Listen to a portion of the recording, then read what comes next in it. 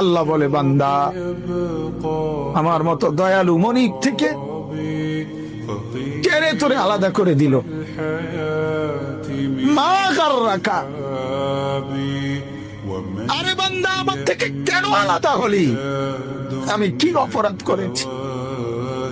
সারাদিন আসমানে আলো দিয়ে আমি অন্যায় করছি?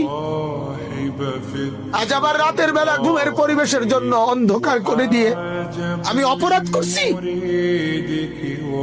মা গাররাক, এই যুবক, তোমার কাছে তোমার মালিক অপরাধ কি করছে বল না বেটা,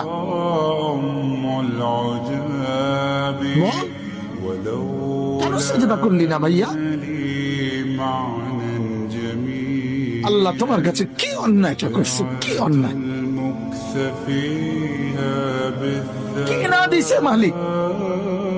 মা গাররাকা বিরাব্বিকাল কারীম,